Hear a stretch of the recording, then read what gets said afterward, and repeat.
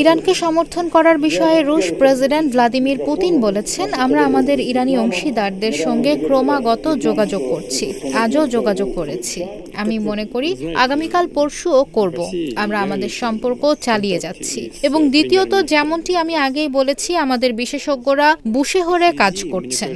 250 জন ব্যক্তি এবং অন্যান্য ব্যবসায়িক ভ্রমণকারী সেখানে আছেন। মোট সংখ্যা 600 জন হতে পারে এবং তারা কিন্তু সেখান থেকে চলে আসছেন না। এটা কি সমর্থন নয়? ইরান আমাদের কাছে অন্য কোনো সহায়তা চায়নি।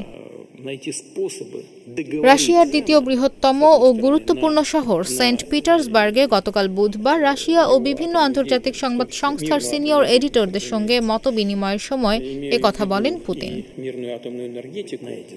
ইরানকে অস্ত্র সরবরাহে সহায়তা করার বিষয়ে রুশ প্রেসিডেন্ট বলেন, আমরা একবার আমাদের ইরানি বন্ধুদের বিমান প্রতিরক্ষা ব্যবহার ক্ষেত্রে কাজ করার প্রস্তাব দিয়েছিলাম, কিন্তু আমাদের অংশীদাররা তখন খুব বেশি আগ্রহ দেখায়নি। কৌশলগত অংশীদারত্ব সম্পর্কে যে চুক্তির কথা উল্লেখ করা হচ্ছে সেখানে প্রতিরক্ষা ক্ষেত্র সম্পর্কিত কোনো নিবন্ধ নেই এবং তৃতীয়ত, আমাদের ইরানি বন্ধুরা আমাদের এটি করতেও বলেন না, তাই আলোচনা করার মতো কার্যত কিছুই নেই।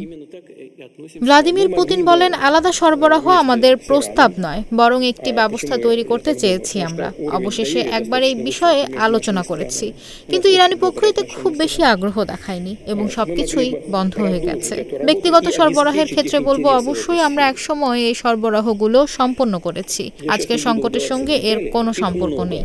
এটি ছিল সামরিক প্রযুক্তিগত ক্ষেত্রে নিয়মিত সহযোগিতা এবং আন্তর্জাতিক নিয়মের কাঠামোর মধ্যে এটি করেছি। ইসরায়েল ও আমেরিকা ইরানের সর্বোচ্চ নেতা আয়াতুল্লাহ আলী খামেনিকে হত্যা করলে তার প্রতিক্রিয়া কি হবে জানতে চাইলে রুশ প্রেসিডেন্ট ভ্লাদিমির পুতিন বলেন, যদি পারি আমি আশা করি এটি আপনার প্রশ্নের সবচেয়ে সঠিক উত্তর হবে। আমি এই সম্ভাবনা নিয়ে আলোচনা করতেও চাই না। আমি এইসব শুনছি, কিন্তু আমি এটি নিয়ে আলোচনাও করতে চাই না।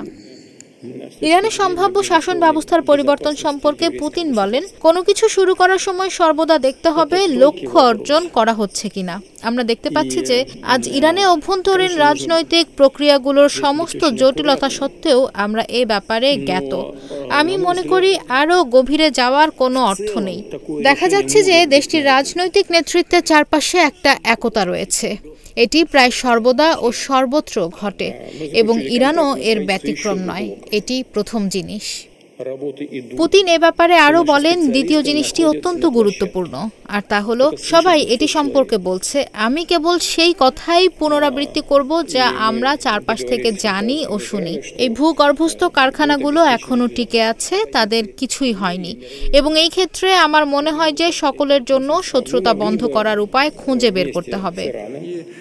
এই সংঘাতের সকল পক্ষের একে অপরের সঙ্গে একটি চুক্তিতে আসার উপায় খুঁজে বের করা সঠিক কাজ হবে উল্লেখ করে পুতিন বলেন, এতে একদিকে নিজেদের পারমাণবিক কর্মকাণ্ডের জন্য ইরানের স্বার্থ এবং শান্তিপূর্ণ পারমাণবিক কর্মকাণ্ড নিশ্চিত করা যায়, পাশাপাশি ইহুদি রাষ্ট্রের নিঃশর্ত নিরাপত্তার দৃষ্টিকোণ থেকে ইসরায়েলের স্বার্থও নিশ্চিত করা যায়। এটি একটি সূক্ষ্ম বিষয়, অবশ্যই আপনাকে এখানে খুব সতর্ক থাকতে হবে, তবে আমার মতে সাধারণভাবেই এই ধরনের সমাধান খুঁজে পাওয়া যেতে পারে। Повторяю еще раз, мы к этому всегда готовы.